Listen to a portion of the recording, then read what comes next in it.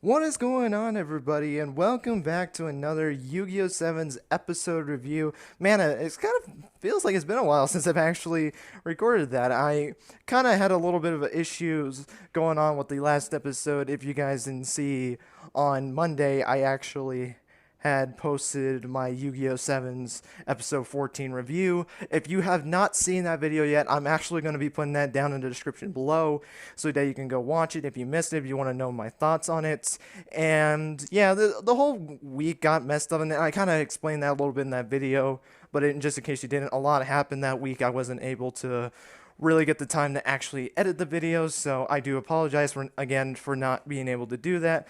But hey, we're gonna get back into trying to do our normal schedules. Hopefully, I can get back into the flow because again, it's been a minute since I've actually done episode reviews. If you guys remember, I've been doing the summary slash cast list preview analysis.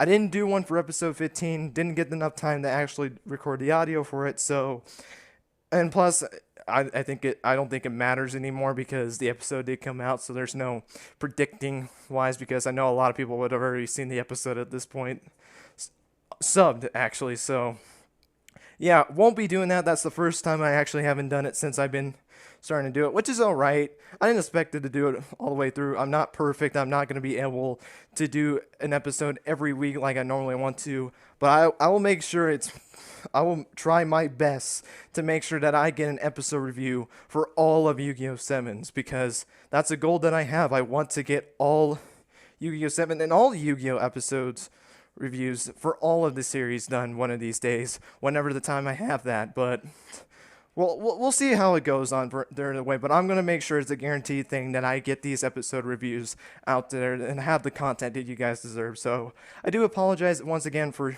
being late on that, but let's not get all that all whatever happened last week. Let's get into episode 15, guys, and I'm very excited to be talking about this episode. Without further ado, guys, let's get right into it. So, before we actually start talking about the episode, and I think this is the first time I've actually done this since I've been doing the reviews, where I'm going to say I was wrong. I actually kind of looked back in the episode after watching the episode that came out on Sunday. I judged something completely wrong. And I guess that even though my thoughts on the episode are still kind of the same, I guess it gave the episode 14 a little bit more than I was giving it in the last episode review. I kind of talked about where I thought maybe it was an anime or like a subbing error about them saying Tan instead of Chan because for me that doesn't speak Japanese and don't know how to do it. I thought maybe it was a mistake because I've seen Kun, I've seen all these different ways of how you say the back end. I didn't know that, but that was actually the way they said it because of what happened in this episode. So I will admit that was wrong. I still think the same on that episode, but I guess it gives the episode a little bit more than I was given to. So I do apologize for that, but I just wanted to kind of quickly get that out of the way. But this episode, I actually enjoyed the episode. I think it was a pretty good episode, a really interesting episode as we get the kid Meiko Tsunami in this episode. Man, it's been a while since I've actually kind of talked about Meiko Tsunami. Like even when I talk to people about Yu-Gi-Oh, I don't think it's been a time I've ever brought up the guy's name. Like this is one of those like episodes where we go more into the fishery. We've seen it in all. I think the only Yu-Gi-Oh shows we have never seen it in is I think 5Ds and Vrains. I know in GX he also had the pirate teacher that wanted to hire Jedi to run their own duel school together. Well, I think that was in the dub. I don't. My brain's a little foggy on the sub for the Yu-Gi-Oh! GX anime, but I think that was the same either way. Then Tsunami in the original. Maybe Zexel didn't have one. I thought there might have been one in Zexel that had a number, but I don't think there was in Zexel, so never mind. I don't think Zexel actually had one. I know Arc 5 did, and in fact, Arc 5 had two. You had the Naoki's brother from the Arc 5, the fishery guy, and you cannot tell me if you know what guy I'm talking about and you look at Naoki, there's no way you can tell me there's similarities between them. But you got him, and then you got, well, I think his name was like Captain Solo or something like that.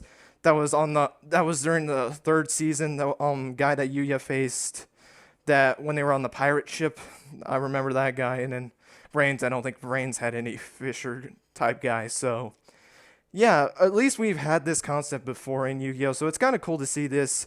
Why do I never remember these kids' names? Like I didn't again I haven't seen this. I read the cast list too, and I don't remember this guy's name. But so basically, in this episode, you and the king, they're all doing their thing, and then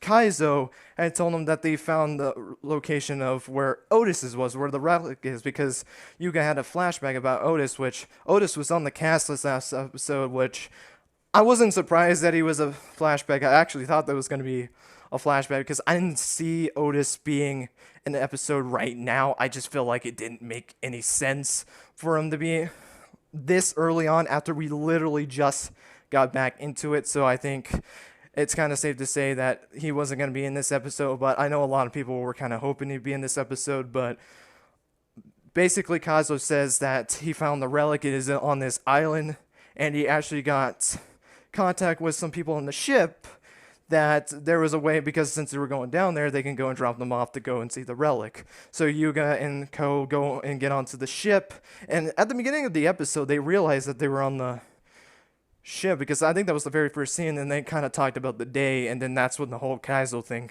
because I remember Yuga saying something about a banana in dessert that he had, and then he was doing some other stuff, which is kind of funny. More so the case because this show definitely likes its food. I mean, there's been so many hints at food. I mean, we literally got a whole episode about food. So it's kind of interesting that they're really going about food. Maybe this is a food deck that maybe there is going to be a food deck. Who knows? I mean, Reed Pepper had it, and I know a lot of people in Yu-Gi-Oh! Brains wanted Kusanagi to have a hot dog deck. I know a lot of people had at least think that, even though it made sense that he used Code Breakers, I believe was the name of the thing, like more of a virus kind of thing. But getting back into actual Yu-Gi-Oh! Sevens, they get on the ship, they're on the ship, and they run into the kid, the fishing guy. I'm just going to call him fishing guy because I can't remember all these names. We have so many one-shot characters already, dude. We had Bakuro, we had Mensaburo, we had Yoshio Omaya Yoshiro. Those names sound very familiar. But we had all of these kind of one-shot characters, and this is now the new one, more for this arc, which I think we actually got the name for this arc. I think it was like Maximize. Someone can tell me that in the comments below if I was right about that. I would really appreciate that, because I think that's what I heard it was called. But it's cool that we have a new start to the arc, or an actual name to it. And this is honestly the first episode where we actually get into the arc, because I felt like the last episode really wasn't that. But they're on the ship, this guy runs into them, he was surprised about them being on there. We find out this is the seventh the fishing I don't remember the name. It's a 7th elementary school for fishing, basically.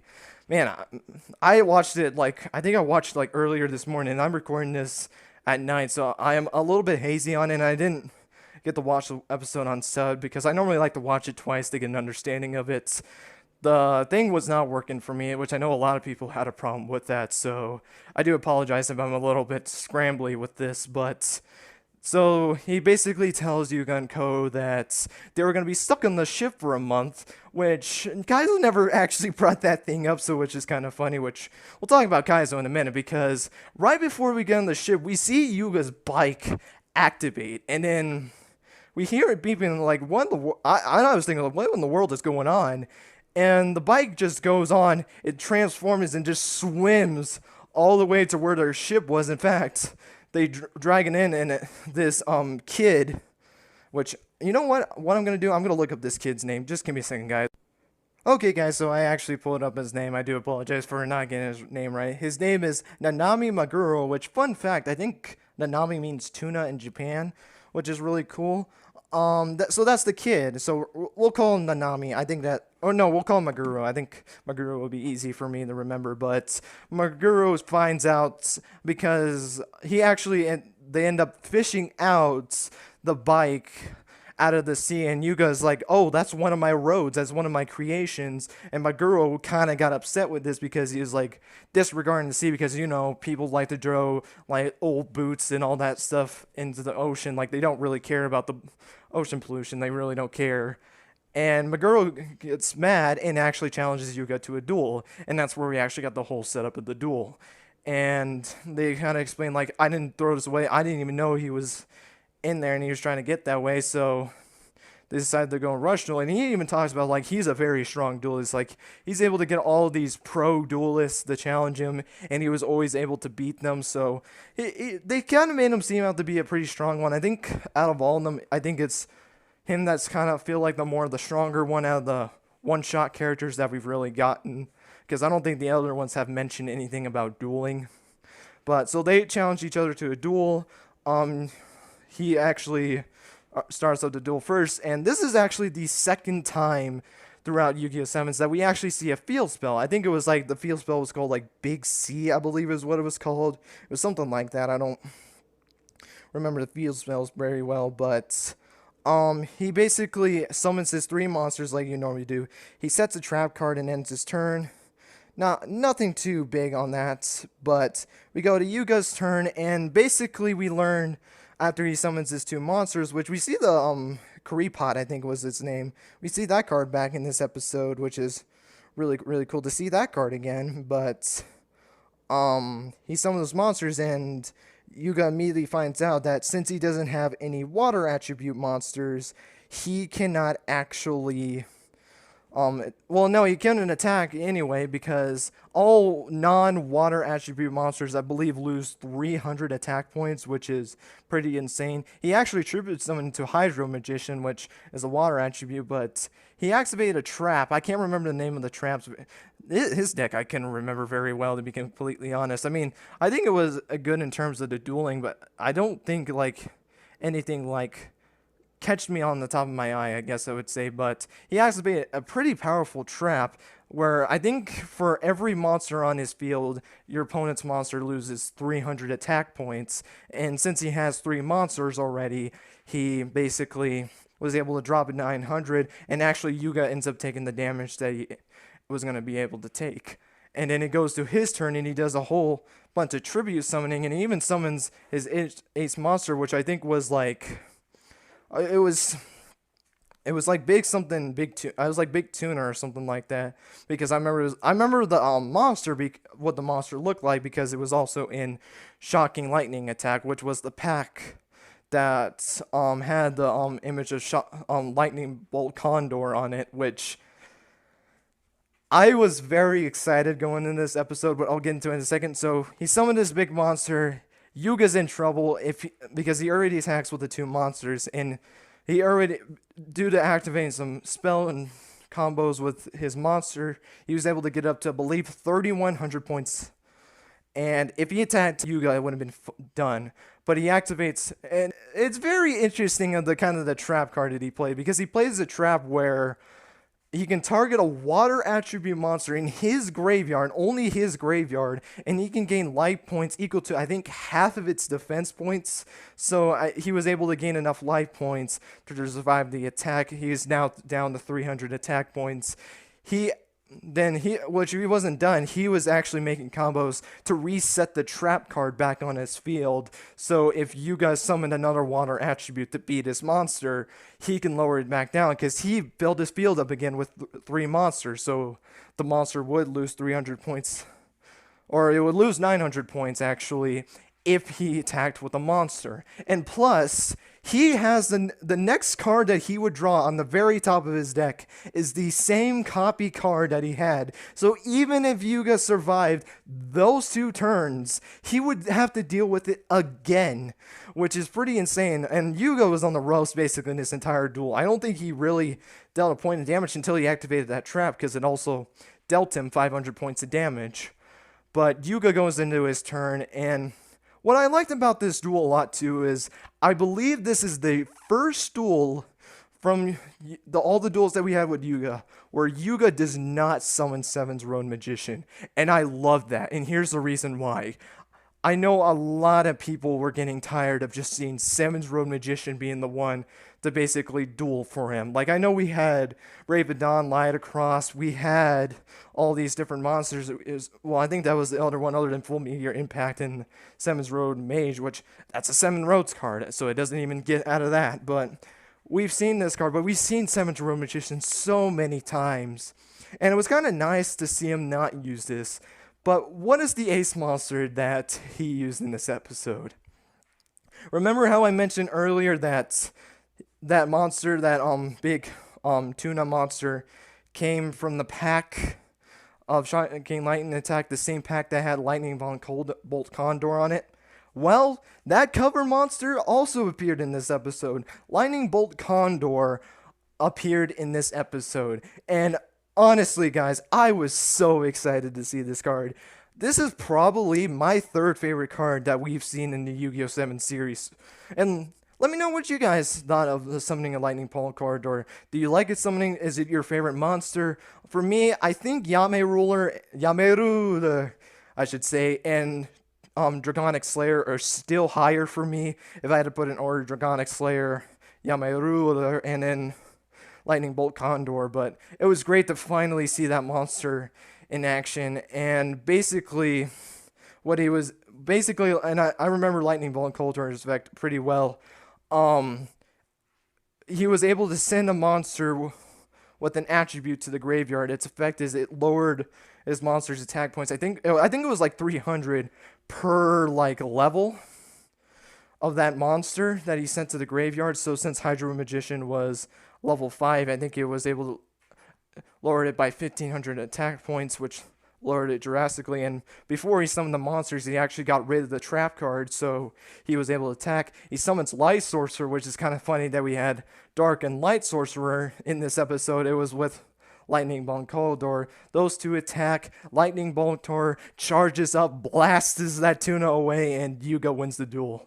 Which I'm not surprised that Yugioh won this duel. I mean, I think it was kind of obvious, to be completely honest. Again, like, even though they were kind of hinting him at being a good duelist, so it was like, will Yugioh win this duel? I think everyone kind of knew that Yugioh was going to win this duel, so nothing in the shock there. It was really cool to see Lightning Bolt Condor in this episode, but after Duel is where things really start to heat up for this episode, and that's why I love this episode, because it had more of the plot that I really wanted it to, because we find out that the remaining Kaizo, like, data that he had left was actually in the bike. That whole thing from episode 14 with him kind of like shutting down, actually it was because assumingly Goha infiltrated Kaizo, and the Kaizo that we were with from the beginning of this episode was a fake.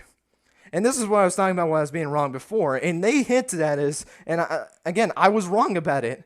I thought the whole Tan thing was an editing error. But no, he said Tan, and even looked back in episode 14, and he said Tan. He's like, Roman Tan, and I don't know how I was oblivious for not missing that. I feel really dumb, to be completely honest, but we find out that isn't Kaizo. He basically just goes off of it. He basically leaves the boat. And now that they're stuck on there for a month, they didn't know what to do. But luckily, Yugioh had a tracker on there. We know where he's going at. And this Maguro guy said, you know what? Even though we're now friends because of dueling wise, I mean, that's always happens in Yu-Gi-Oh! Maguro basically gets a ski jet. We just see a quick, like, 5-minute scene of them just riding on the boat all the way back to shore, and then you see Roman and Yugioh. I feel so bad for them. Like, they were about to throw up, and you just see Gakuto and Rook just waving at them by, like, never do this again, basically, is what I've seen at them. But then they basically get up after they get all better. They follow the tracker. They have, which I think, now kind of thinking about this, I think Kaizo died in this episode. I know a lot of people, and including myself, hate Kaizo, like, with a burning passion for me. I hate Kaizo, but it's kind of weird to see that he's actually going to be dead for a little while, which is kind of weird. It's kind of weird in the sense that this is the first death that we technically had in Yu-Gi-Oh! Sevens, and it was to a robot. I don't know how to feel about that, to be completely honest, but they basically follow this, and at the end of the episode, they end up back at the the AI shop, which you remember in episode 6, that was the place where Yuga, Roman, and Gakuto were trying to get in to kind of see what the whole ramen theme park was all about, but those AI wouldn't let them in. This robot goes into there. So, and this is an early prediction that I have. I didn't watch anything. Well, I watched the episode 16 preview, but it didn't show anything about this. But I think this is where we're going to be learning more about that tower that we saw in the last episode. Where, or no, it was 2 episodes ago, excuse me. Where, like, we see this big old tower, like, with the person inside it. I even showed a picture of it where someone actually got the red glow out of it, because I think there's a program you can use to get rid of red lightning on something. They got rid of that and they saw the person inside of it, and even did it more where they got around the whole barrier. So we know some workers in there, maybe in these upcoming episodes, not in episode 16, but maybe 17 or 18. I haven't read the summary or the cast list, even if they did come out or not. I don't think, of the time of this recording, I do not think they did. I haven't seen it, and I'm not going to talk about it even if that was the case, but it's kind of interesting to see where they're going to go with this. I'm excited to see what this story is going to be like, because now the story is where it's going to really get me involved. Like, the whole first arc, like I explained at the end of the arc series, which go check out that video as well. I kind of talked about where it kind of felt a little bit fillerish, which they were just building the world. That's understandable. Now this Maximize arc is where we're really starting to kick this plot into overdrive. So I really am excited to see where this story is going to go forward. Who this character is in the thing. Is it like one of Mr. Goha's like servants, like his right hand man, or who knows? Maybe it's like one of the top of Hexagon members. Who really knows? We haven't seen any of those, which I don't think we've seen Mimi yet in these last 2 episodes. I don't think we've seen anything of Goha yet, so hopefully we do get to see them a little later on, but we're just going to have to wait and see. But that's all that is for this episode, guys. So, yeah, guys, thank you guys so much for watching this episode. I hope watching this review. I always do that, man. I always say episode, even though it is an episode review. I just want to say thank you guys for watching this episode. It doesn't matter anyway. But guys, thank you guys so much for watching this review. I hope you guys enjoyed. Let me know in the comments below, guys, what you guys thought of this episode.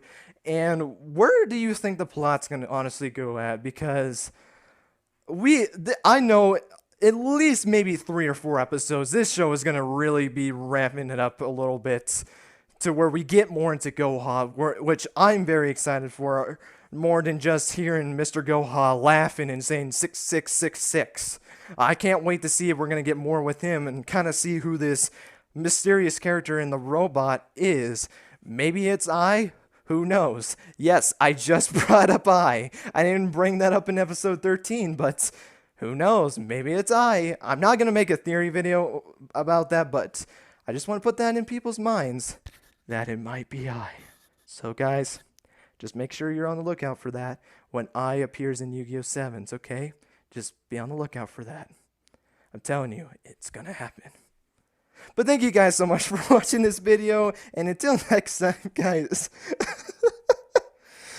Until next time, guys, take care, and I hope you guys have your day. Bye, guys.